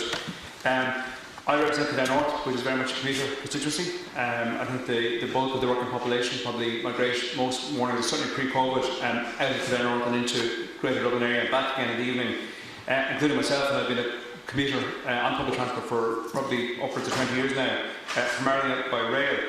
But I suppose a couple of observations on that at the outset. The numbers were up until recently. I think they started to come back up again, but the numbers, we were always at breaking point in the system pre-COVID. And I would have talked to Dermot about that and the NBRU people about that, as well as, of course, to the NTA and Irish Rail and all the other stakeholders. But I think it's very important that we have a crisis, we're dealing with the crisis as best we can around the table, but that we don't lose sight of those initiatives and those pressures that were on the system pre-COVID. oversubscribed trains, oversubscribed buses, a lack of park and ride facilities, a lack of parking full stop, and all the supporting services to make that transition onto public transport en masse. I'd say it's somewhat arrested now, unfortunately, but I think hopefully in the not too distant future we'll be in a post-COVID age, whether it's 6 months, whether it's 12 months, whether it's 18 months, and we can't let that slide altogether. That we could find ourselves back to capacity again very, very quickly. And I just think it's important that we don't let the ball drop on some of those projects that were up and running to address some of those. I know that actually recently there was an announcement from some EU funding coming down the line for the Kildare Route project. I think Minister Eamon Ryan announced it earlier in the week, which would bring the Dart to Maynooth and Hazelhatch. And I would say, someone who lives one station down the line, without being parochial about it, I think that stations like Sallins and Newbridge, and indeed Kilcock on the Northern Line, and even further perhaps Enfield, I think that actually needs to go an awful lot further. And I think if we're being pedantic, the Kildare Route project stops at Hazelhatch, which is County Dublin, so it's not even really, it's actually the Dublin Route project. But I suppose they're the kind of issues that I think we just need to make sure that while the pressure and focus is elsewhere right now, I think it's important that we do we don't forget those, and we keep them boiling away in the background as best we can. First point I want to make is about, I suppose, capacity. So I talked about capacity in normal times and hope that we return to some kind of normalcy soon. But I want to make a point about, I continued travelling on public transport through the pandemic most days, not every day, but a lot of days. And I have become aware, even last week, I think it was with a late session in the Convention Centre last Thursday, I ran to get actually a later train home, maybe an 8 or 8:30 train home. And even at that sort of off-peak hour, the social distancing was almost impossible to enforce because the seats were almost full. So while there were signs and there were these type of stickers on the seats, you actually couldn't necessarily, you couldn't observe them because the train was beginning to fill up, putting it bluntly, putting it in basic terms. And that's already an issue, and we're only in the very early stages of people beginning to go back out to work, etc. So I just don't know how that's going to be managed. I know there was some reduction in timetables. Perhaps it's time to start ramping those back up again as people are beginning to return to work, return to trains. But I think that's close to, it's going to be going under the radar, but I think it's going to become an issue very soon. The next point that I wanted to make, I might make a number of points and then put it back to the speakers, might be perhaps Chairman the way to do it. The next point to make is, we've heard a lot of focus on schools returning, and there's been a huge degree of concern and coverage and I suppose speculation and maybe analysis within both media and government and these houses. But we've heard a lot of the schools, but what about the school buses? I'm not quite sure how the school bus system is going to cope when we return. There's always pressure in August anyway about getting places, and a lot of it I know rests on the capacity of buses on particular routes, be it a 48-seater or a 60-seater or whatever, and there's discretionary places and how that all works. But in a social distancing era, what kind of challenges is that going to pose? And I think it's something that hasn't been maybe flagged or considered in the debate to date. The next point I want to just jump on to is, and I know Mr. O'Leary had spoken and expressed concerns in the media about this a few weeks ago. I welcome the mandatory face coverings on public transport. I think that's very important. I think it was a move made very early in the new government, and I suppose a decisive move which was very welcome, and I think removed any kind of awkwardness about it, so people did immediately begin to don the face coverings. By and large, not all, and I saw myself on the Lewis and train, people, not everyone was doing it, but it's sort of a voluntary compliance. And I know Dermot Jude expressed concerns about drivers and inspectors being sort of pressed into service almost as policemen, trying to enforce that. And I suppose it was sort of how that's working out. I saw it in the Lewis one day. It wasn't working out great. No fault of the drivers at all. They were doing their best. But the Lewis actually had to keep stopping. And people were being sort of ejected off and being sort of put, maybe put in their place a little bit. And actually the whole thing was slowed down and it became a bit messy. Jumping on just to the details of your submission, I might just put all my points across, maybe you can respond in both the most efficient way. I know in the NBRU submission today you talked about a 24-hour society, I suppose 24-hour transport society, which many cities do have. I often consider, especially when running for the last train home in Houston at 11:10, wouldn't it be great if there's another one an hour later, but you probably want to run an hour later and an hour later and so on. But perhaps that kind of 24-hour, public transport clock is probably need to aspire to. I think you did touch on that in your submissions and statements in the past. And perhaps there's an angle there in terms of the recovery. And I would also say in terms of, I think you mentioned this as well, and I know that Irish Radio talk about this often about, I suppose, spreading the peak. And I think they've talked about, I think the NBRU and Irish Radio both talked about this idea of rather than everybody trying to jump on a train at 7:30 or 8 a.m. in the morning and jump back on the same train at 5:30 home in the evening, and similar for Bus and Lewis, if people can begin to stagger, examine how they might have different work patterns. Perhaps COVID can teach us something there. Perhaps there are learnings to be drawn from that, or changing work practices. But again, in terms of the 24-hour economy, I think probably NBRU has something to say about that. That would be of interest. And finally, I did notice the stakeholder forum, and I think Deputy Murphy might have touched on that, and I think a few other speakers might have touched on that. I suppose the one question I'd ask, I think, Dermot, you've already explained, I suppose, your vision for how that might work, but I would just say, is there a role, or will there be a role for sort of commuter groups, such as local groups? The Sand and Ice Rail user group is one I'm happy to be involved in. I think there's a Drogheda user group as well, and there's probably an Navan user group, etc. So I think they would play a useful role in kind of stakeholder engagement, and very much as the users of the service. They already, I think, input in different ways, maybe in inconsistent ways to the system, but you might just maybe talk about that, how that might operate. So, Chair, I'll leave it there. Put a few questions and a few minutes left for the witnesses perhaps to respond. A lot of questions to be answered in 3 minutes, but I'm sure it was full confidence. Thank Deputy Lawless for his remarks and also for his contribution in terms of his observations. And I just try to answer the questions. The last one first. The stakeholders forum, as far as we're concerned in the MBRU, should include all those groups that have a role to play. It shouldn't be owned by any one group. The policy decisions today, as we see it, are made by a group that we have no role in. So yes, commuter groups should be involved along with other stakeholders, and we're here with our colleagues from the taxi industry, for example.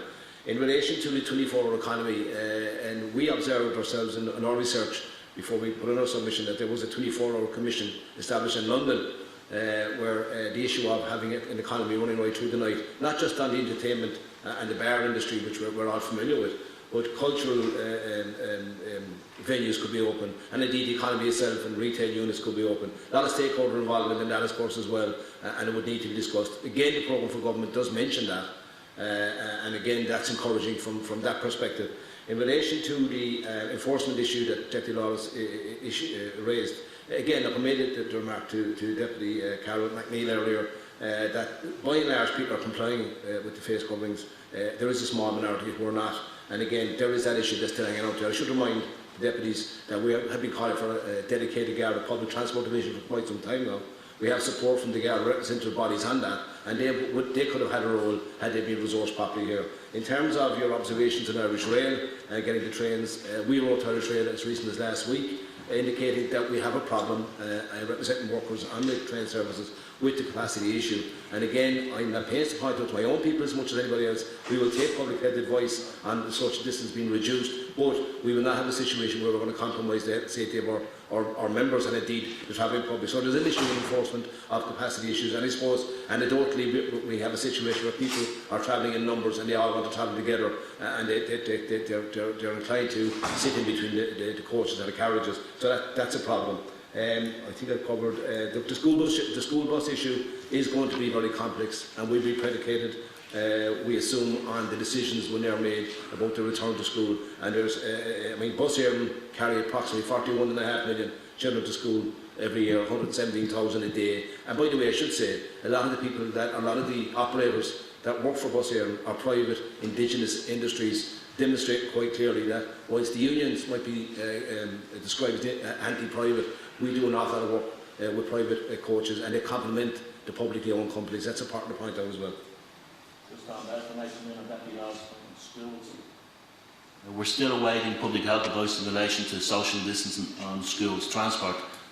It hasn't materialised yet, but the issue with screens is a big one.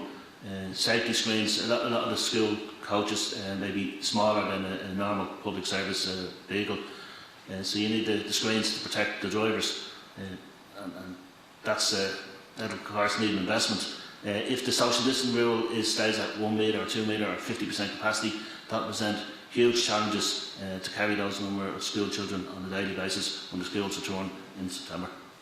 Thanks very much. Thank you.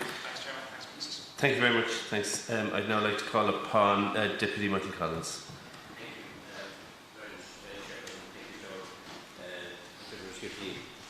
Taxi drivers are suffering, and not a taxi operation in Cork South West and throughout the country, of course, and have been in contact with me, prior to the stimulus package and other things that they feel aren't steering their way. Taxi drivers are suffering extreme stress and anxiety during the COVID-19 times, as they have seen their incomes wiped out. Nonetheless, they have to keep their cars taxed, insured and licensed. They are fearful of cancelling their insurance, as they may find it very difficult or impossible to get insurance again, or a renewal could see their premiums inflate. Many drivers are over 66 years of age, working full-time, paying income tax, but because of age discrimination, were not able to avail of the COVID-19 payments. Significant numbers of drivers have been in the business for 40 years and, having paid exorbitant fees for their taxi pay under the old system, are still bearing this very significant financial burden. To consider repeated costs, the taxi licence costs €250 for 5 years, plus £125 a year for the vehicle licensing. And this is one of a couple of questions I might ask you to answer. Can existing licences, do you think, should they be given at least free to anyone over 66, and some compensation to these people who have paid into the system and are being discriminated at this present time? And the licences, fee is another fee at the moment with our vehicles parked is very unfair. And also, in regard to the condition of a taxi, and it has to be taken off the road in its 10th year. Drivers have to upgrade their car to keep the licence active, and in the current business climate, the car is predominantly just parked up during these difficult times. In these exceptional times, do you agree that the taxi age could be increased from 10 to 15 years to ease the financial burden? Another question I have: does the NTA have surplus monies collected from taxi drivers over the years, and if so, could these funds be made available to support drivers with car upgrades? These grants are already available for wheelchair taxis. Taxi drivers need support, and it's needed now.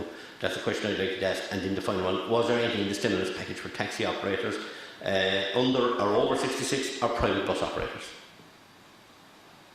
I'm not aware of anything in the stimulus package directed towards the taxi industry. In regards to some of the costs you mentioned, like licences, national car test, suitability test, there's a very practical thing that could be done to help taxi drivers, and we've been calling for this for years. The car test and the suitability test are carried out on the same premises at two different occasions, and we don't understand why they can't be done at the same time. Why do we have to drive away and go back 2 days later to do the test, the two parts of the test? And that's a cost to drivers, as well as the physical cost for the tests. It's also a cost of time and effort. The other thing that probably, if you're talking about people throughout the country, there's venues starting to open up this weekend, like GAA or a couple of the League of Ireland matches. There's never a provision for a taxi rank at these places. These are the opportunities that taxi drivers are seeking out now at the moment, that the government set in place positions where they can pick up an income. And it's been missed by people over and over again, but we need to be part of the planning process when events have been organised, whether it's Bloom and Phoenix Park or Croke Park, that taxis have to be provided for as part of the planning permission. Sorry, I missed off the first part of your question. I'm a bit distracted there.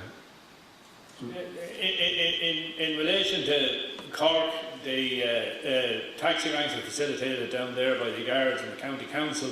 A lot of the times, it's a good stepping stone for the taxi industry to acknowledge the good work by some communities in relation to it. But right across the whole rest of the country, there is nothing done in relation to that. The taxi drivers in Cork and in other areas, in coastal areas, there's no tourism coming in on trips in cruise liners. That has been decimated. In relation to the NCTs and suitabilities, we were told there was a contract there, but the contract is with the two people. It could be facilitated in relation to that. So proper provisions right across the country in relation to subsidies and grants, and facilitating the older drivers in relation to getting out of the business. If you're paying out €11,000 plus a year, it's very hard to get out when you have a new car after buying a new car or in the middle of it. And yes, it is a very good idea in relation to the 15-year rule that you suggested. We have suggested it all along. That's at no cost whatsoever, and the stimulus package doesn't. There is nothing for us, and I would love for the National Transport Authority or the Department of Transport to look into it and say, well, what can we give here for taxi drivers? We need support. and that's paramount at the moment. Like, you know. Thank you very much, Mr. Michael. Thank you, and thank you, Deputy Collins. The next speaker is Deputy Cronin from I'd like to thank the gentleman for coming in to talk to us today and acknowledge that at a crucial time, both our buses, our rail, our taxis were the essential workers who were ferrying the other essential workers to and from their jobs. So on behalf of Sinn Féin, I'd like to thank you for your public service. As a state, we were depending on you and you were there for us. I've read your submission. I'm sure that you're aware as well that, you know, across Europe, you know, a lot of your co-workers lost their lives to the pandemic. I want to ask you really, what do you want from us as members? What do you need from us politicians to keep you as safe? And I acknowledge and I thank Dermot O'Leary as well for his perseverance about the mask wearing on public transport. It was one of the things I mentioned in my maiden speech, and I was tearing my hair out at how long it actually took to happen. But, you know, thank you for your perseverance in that, because it's absolutely very important for the safety of not just your workers, but for all workers on their way to work. I don't want to run out of time, but I am concerned about capacity as well on busy routes. I have the 115 in my constituency in North Kildare, which was already running over capacity before this.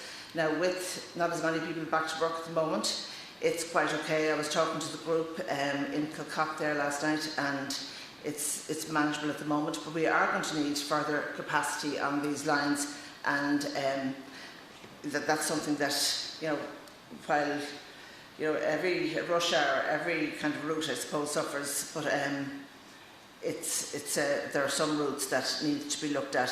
Do you feel there is enough being done for you at the moment in this regard as well, especially with more people on the move and with COVID numbers rising again? Train capacity as well. Do you think that Irish Rail could limit the amount of seats, of tickets that are being sold to customers, so that it is easier then for those customers to adhere to social distancing? I'm also, in your submission, I saw about hand gels, you know, that you'd like to see hand gels used, and it would be so easy to enforce that on public transport, just to have a hand sanitisation dispenser when you're getting on and off train. Something I spoke to Minister Ross about as well, and, you know, I agree, it was quite dismissive of a lot of the suggestions. And I'd also like to tease out, you know, about public transport, about school transport. I'd like to tease that out. You have that on page 15 of your submission, so if you could start that, please. Yeah, look, I thank Deputy for your remarks in relation to face coverings. I suppose if you're asking me what can the committee do, it can do, and it was touched on by a number of speakers, the stakeholders forum. It can in its report insist that be established immediately, because rather than me being out in the media demanding, as it appears, but really looking for something to increase the usage of public transport, I can be around the table with all the stakeholders making the arguments there rather than making them across the media. And whilst obviously I'm well able to do that, that's where the business should be done, in fairness. In relation to the capacity issue in general, I suppose as a country we're very good at planning stuff in the middle of a boom and trying to implement it in the middle of a recession, and we fail all the time. This is an opportunity this time to do the opposite.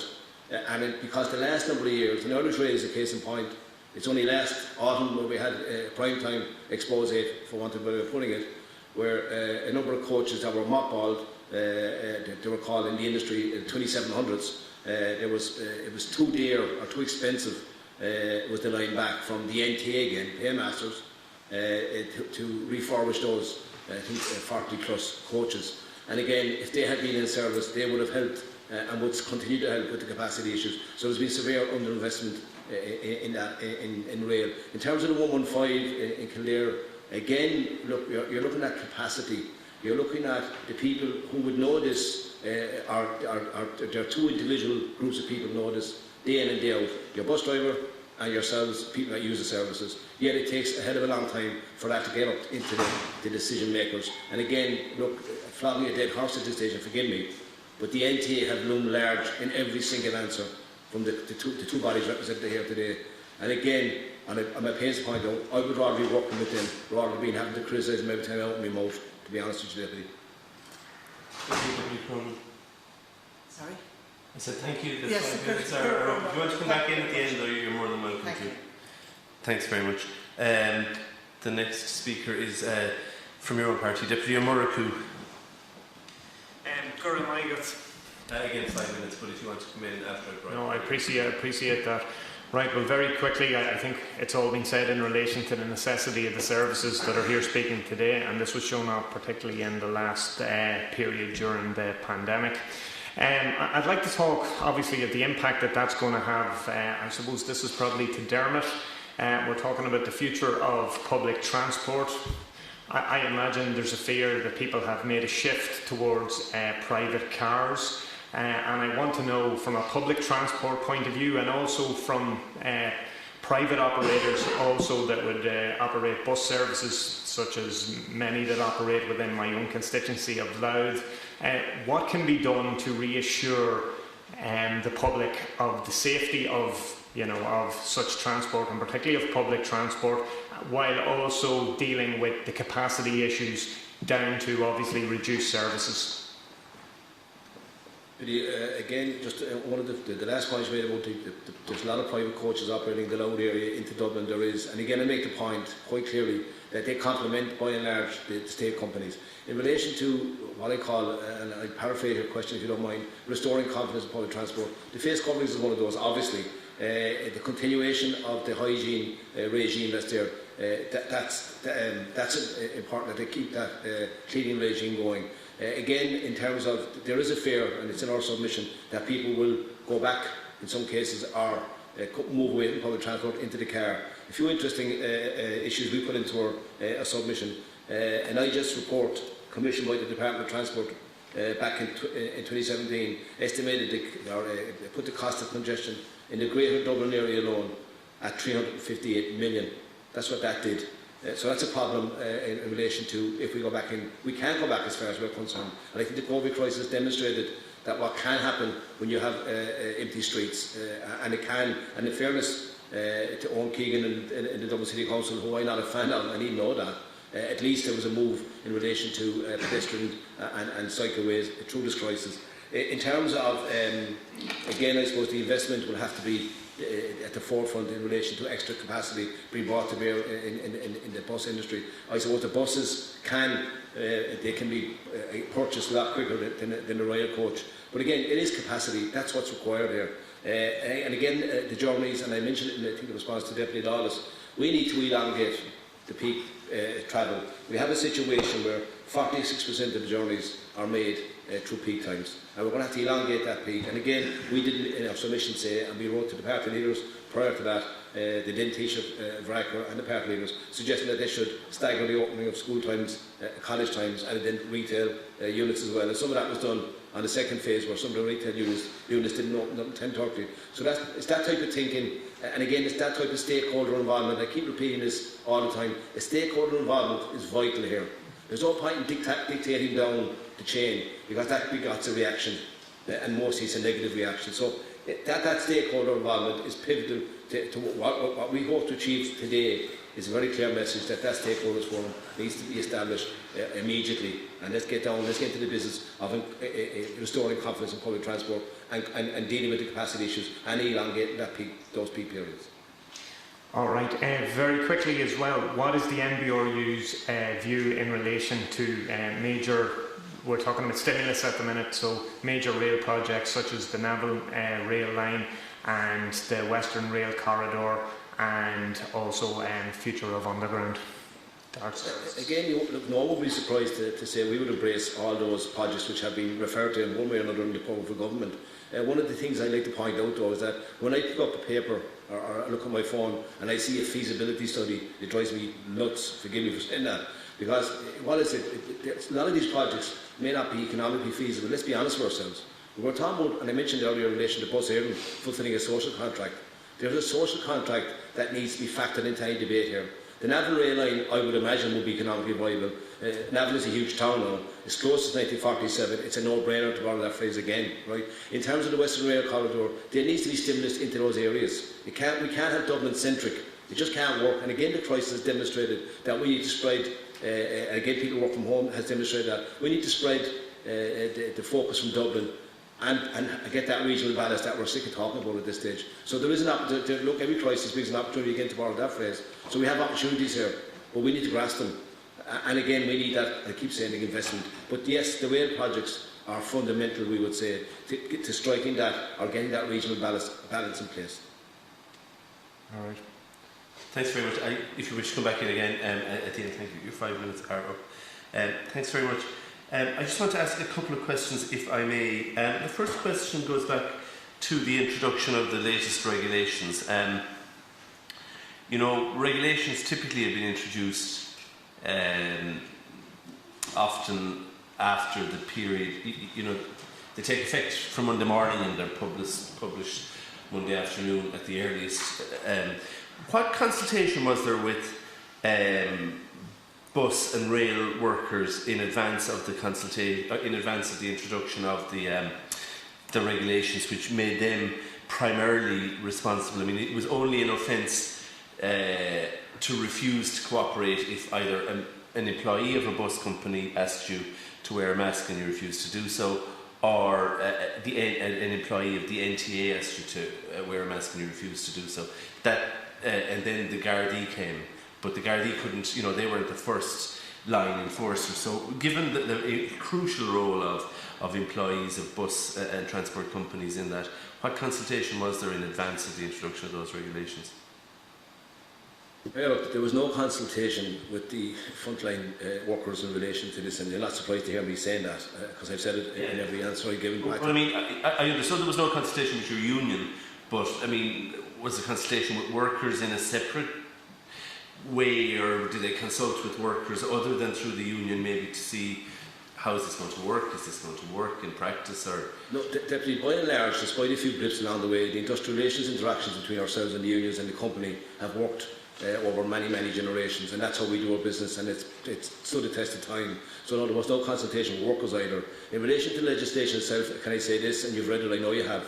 The legislation mentions relevant people. It doesn't mention bus drivers or inspectors or train drivers. It does mention, though, the National Transport Authority, who have a central role to play here, and yet are not out in the pitch. They're very good at sending mystery shoppers out in buses to look at drivers' behaviour and to see our buses clean and all that. But they're not very good at being proactive on this one. But they are mentioning it. And again, just one other thing, if I may, Deputy. Again, there was a wedge attempt to be driven between the Guard representative bodies and ourselves in the MBIU last week. It didn't work. It didn't work for one reason. The consultation that's clearly lacking in this industry is not lacking between us and the representative bodies in the Gardaí, because we interact with them on a regular basis. And again, that was proven last week when they came out strongly and said they had no direct role in policing this legislation as much as we were to come out strongly. One last point. Legislation on fare collection, for example, was changed many years ago. It is not the responsibility of a bus driver, contrary to popular myth, to insist on a person paying its fare or their fare. That was done away with when the two-man operation became a one-man operation. And do you know why? It was done to protect the safety of the bus driver and not to have conflict. So we weren't going to stand by and allow something that we fought long and hard for 30 years ago to be introduced. That is confrontation with the customer. Well, I mean, we've all read the horrific story of a bus driver in Bayonne in the south of France being ultimately beaten to death for asking somebody to wear a face covering. But going back to your original point, you are right, relevant persons, it includes employees of the transport company, which would be your members, and NTA personnel. Do you know, did the NTA send out any personnel to monitor compliance with this, or did they set up a grouping or a cohort of inspectors, NTA inspectors, to go onto public transport? Deputy, I won't speak on behalf of the NTA. I would criticise the NTA, but I won't speak on their behalf. I don't know the answer to that question, to be honest. Are you aware of any, or from your members, are you aware of any NTA patrols on? No, unless they adapt to the mantle of the mystery shopper and they kept it a secret maybe for more people. I don't know, Deputy, to be honest with you. Right, thanks. Just going back to the taxi drivers, obviously your plight seems to be very much shared by Hackney drivers, and I appreciate there's sometimes rivalry between the two groups, and in particular, in the west of Ireland, there's the Western Chauffeur Drivers Association who reported an 80% reduction in income in March and April, and it does seem that would you accept that it's a similar difficulty being faced across the PSV sector? People with public service vehicles in general face huge difficulties now with regard to their income and with regard to maintaining their vehicles while they hope to get an income source back. The groups that we represent are, as I stated in the open statement, they're from cities throughout the country, from towns and villages throughout the country, and we're all meeting the same problem. We need to make a living, and we can't make it in the taxi industry at the moment. But what taxi drivers and hackney drivers, the SBSV industry want, we want recognition, equal recognition to other parts of the public transport service. And I welcome the suggestion by my colleague across the way here in regards to a transport forum, and people who are in the industry start talking to the people who make the decisions, rather than people who are not in the industry. In our business, for example, the hotel industry gets a say in what we do or don't do. It's laughable. I very much agree that is a good idea. There are other speakers who want to come back in, so I just want to ask you one more question, Mr. Waldron. You said that you got 500 boxes of face masks from the Chinese embassy, and I don't really expect you to be able to answer this, but have you any idea where they were made? And the reason that I ask is because in China, or the People's Republic of China, there's a phenomenon called a labour transfer programme. The Chinese government described it as a programme whereby local residents rise above poverty through employment and lead fulfilling lives. However, there are others, in the New York Times, which is a relatively reputable organisation, reports that penalties faced by those who refuse to cooperate often mean that their participation is often in effect involuntary, and that this could amount under international law to forced labour. There's been a certain focus on Xinjiang province in the northwest of China, an area that I visited in a very different capacity almost 20 years ago. But there's a minority there called Uyghurs. They're largely a Muslim ethnic minority, and under this labour transfer programme, Uyghurs are often sent into factory and service jobs. According to China's National Medical Products Administration, only 4 companies in Xinjiang produced medical-grade protective equipment before the pandemic. But as of June 20th, that number was 51. After reviewing state media reports and public records, the New York Times found that at least 17 of those companies participate in the labour transfer programme. While those companies produce equipment primarily for the domestic use, the New York Times also identified other companies outside Xinjiang which were using Uyghur labour and were exporting globally, including to the United States. I suppose, there's been a huge jump in the amount of face masks being worn, and that is to be welcomed generally, but would it be of concern to you if some of those face masks were being produced with forced labour? Absolutely, we would be concerned, because I'm not aware of where they came from. Well, of course, but I might just say that the National Transport Authority weren't banging down the door to give us the face masks, and we wouldn't have required them in the first place. No, I take that point entirely, and I think furthermore, now the National Transport Authority or anybody else in Ireland, I think, is checking the source of where this PPE comes from, notwithstanding. In fact, it's kind of sad in a way. There was a time when Irish foreign policy was about something. There's China's internment of Uyghurs and other Muslims in the northwestern Xinjiang province is there are almost 2 million people now estimated to be incarcerated. They're a Muslim minority.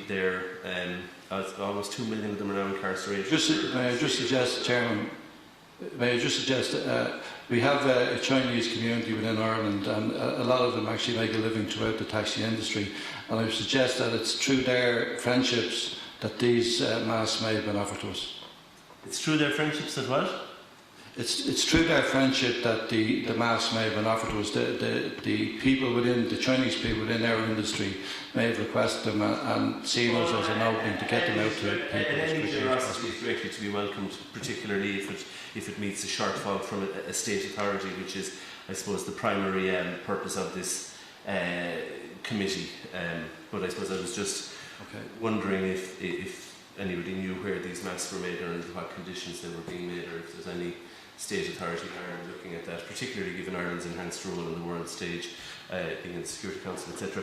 Deputy Boyd Barrett wants to come back in on issues perhaps more directly related. Well, I do, but I have to comment on that. I mean, the Chinese state is a brutal, totalitarian state that has a terrible history of oppression, including against the Uyghurs, Muslims that you're talking about, and going right back to Tiananmen Square. But isn't it a telling indictment of our own state and the NTA that taxi drivers who need PPE can't get it from their own government or from the NTA, but have to end up getting it from the Chinese state? I mean, I think that's a question should be directed at the NTA, not at the taxi drivers. Department for Affairs as well. Yeah.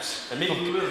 But you might wish us to make that recommendation. I absolutely do. And I mean, I just want to thank Jerry and Jim. Fair play to you for coming in, and all of the taxi representative groups. I am going to offer. No, absolutely. I wanted to just pressed for this session to take place, so you might want to speak last, or you might wish to proceed now. It's a matter for yourself. You want to? Sorry, say that again. I know you pressed for this session to take place, so you might want to speak last, or you might want to proceed now. But I'm just alerting you to that there are two other speakers. Sure. No problem. I'll be quick. No, I'll go ahead. Yeah, go ahead. If that's okay. Yeah. And just thank. I mean, would it be a fair summary, just to ask Jerry and Jim, that the key things that you're asking for is for this step-down income subsidy to make it viable for taxi drivers to survive, for grants to cover your fixed costs because of the loss of income means you can't cover them yourselves, the 10 to 15, the 10-year replacement rule to go to 15, a moratorium on new licences, and critically, for the NTA and I suppose the government, the Minister for Transport, to treat taxi drivers with respect and give them fair representation on a committee that's supposed to be representing them. Maybe you could just say if that is a fair summary, if there's anything else you'd like to add, and maybe your own views about why the NTA seem to be treating taxi drivers with such contempt and ignoring them. And seeking to reduce your representation on committees rather than increase it. In relation to that, I would add that Dublin Airport be added onto that list, that we need negotiations there and across the whole country, and not take advantage of the COVID-19 to dismiss the organisations of the taxi industry and other people in transport. And the NTA seems to be a law unto themselves. They only come and look to solve problems. And in fairness, we did solve an awful lot of problems in relation to the wheelchair, the driver check-up. All of this was brought in by representative groups at the time.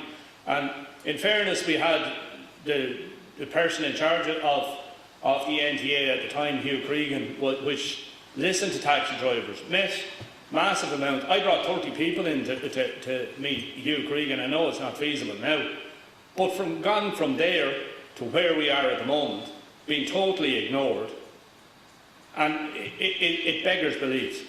And I think the new Minister of Transport needs to talk to taxi drivers and form a new committee and bring people in. We were recommended for bus services within the city when capacity had reached there. We need all to talk to one another within the transport community and not be ignored. And then if we're not being ignored, we're being dictated to, and we're not being given information in relation to screens, masks, and any other thing in relation to COVID-19. I think we're totally being ignored. Yes, Richard, it is a very good summary of our submission. But the big thing is we need recognition. We want to be equal partners. We want to be sitting down the table with the likes of our colleagues here and other people so as we can discuss things. We're not looking for equal chop of the cake. Like, we're not looking for 5 million because they got 5 million. We want to sit down and work out how the transport system works. We all complement each other. I said it in my opening statement. We all need each other to survive and for success. I would just ask one last thing is, can you remember when the last promotion for the use of taxi was? Because I can't. You know, I think that's something that needs to be done immediately from the National Transport Authority to promote the use of small public service vehicles. And as I said, the priority would be to stop the issuing of new licences at the moment. Letting guys come into an industry that's down on its knees is just wrong. Thanks, Mr. Ward. I just want to bring in Deputy Cronin and Deputy Murphy, who I think we both have additional questions to ask. Yeah. Just I suppose to give Dermot a chance to. I asked a question about the school transport. You know, they say some people might say you never let a good crisis go to waste, but let's look at it from another point of view, and let's not let this crisis go to waste and try to improve the school transport system. A lot of parents are already being asked to pay for this service, and we're still waiting to find out whether the schools are going back.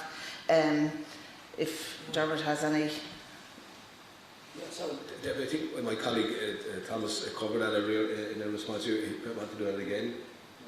The schools contract it's run on behalf of the Department of Education by Buserden. In nearly 90% of the trips are covered by Indigenous coach and bus operators. But the contract is in place since 1975. What's required is massive investment in schools.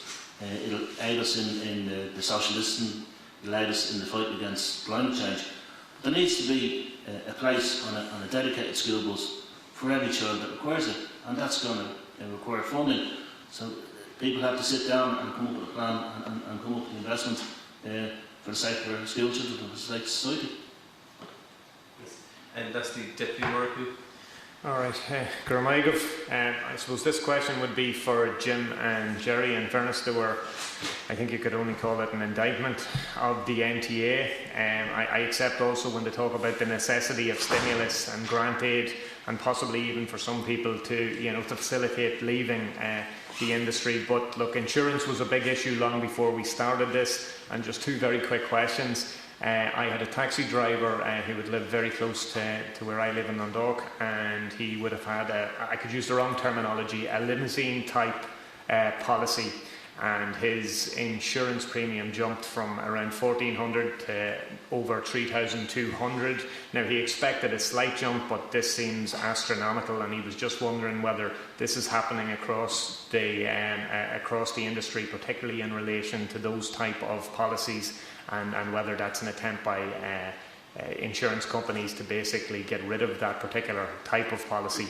The other one is a taxi driver who'd come to me and had a difficulty in relation to changing his policy. He wasn't allowed to change his policy for the period. The only thing that he was allowed to do was defer the payment. So he deferred the payment for 3 months, and then he's up for renewal in August, and he was told unless he pays the 3 months straight up that they wouldn't quote him. And he said he was willing to offer a deal. This is a company that he was with for 10 years. He was willing to offer a deal of paying that 3-month figure over 10 months, which I think is fair enough. So look, this is an industry that's been put upon, and once again the insurance companies are failing miserably. And I want to know what the guys would expect, because in relation to the NTA and others, and even government, what needs to be done in relation to that. It's an issue I'll be bringing directly to Minister Fleming. Myself. We just allow a couple of minutes to respond. Thanks. Yeah, sorry. In relation to insurance, it's obviously the biggest cost that most taxi drivers have. If they have a tip, you can expect their policy to double or sometimes treble. So it's obviously a concern. But the NTA have shown no leadership here. They tell us that they've been in touch with the insurance companies. But, I mean, only yesterday I had a driver onto me, and his car has been suspended by agreement with the National Transport Authority. He has 7 days now to reinstate his licence. He said, I don't want to go back to work at the moment, I'd rather stay off for health reasons for another couple of months, and he's been told that he can't extend his suspension. Now, what does that mean practically? Well, that means practically that he has now to install or replace full taxi insurance, which probably could cost him €200 a month or more on what he's already paying at the moment, because the NTA won't allow him continuous suspension. And the NTA haven't negotiated prices on behalf of taxi drivers. I haven't negotiated with all insurance companies to say, allow drivers to do a step down. The simplest thing for them to do is to say to all drivers, if you want to step your insurance down to private and domestic for 3 months, we could have all saved money, but they wouldn't allow us because the regulation states that if you have a taxi, you must have full taxi insurance at all times. So why didn't the NTA just say, well, because of COVID, we'll allow at this particular time that you can just drop your insurance down to social and domestic, stick your roof sign in the boot, and you can use it when you need to go to the hospitals or anywhere else you need to go to. Thank you very much, Mr. Waldron. Thank you.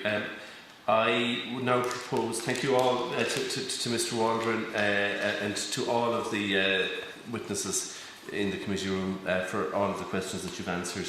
I now propose to suspend until 2:30 when we'll be meeting with representatives from the Department of Transport, Tourism and Sport. Just to make the point that there were a number of colleagues who wished to speak at this session who couldn't, because I believe that there may be a possibility of votes being called in the convention centre, and that might also affect the next session, but I think there's nothing we can do about it really. So the committee is now suspended, and thank you again to our witnesses. Thanks, Chair. Thank you.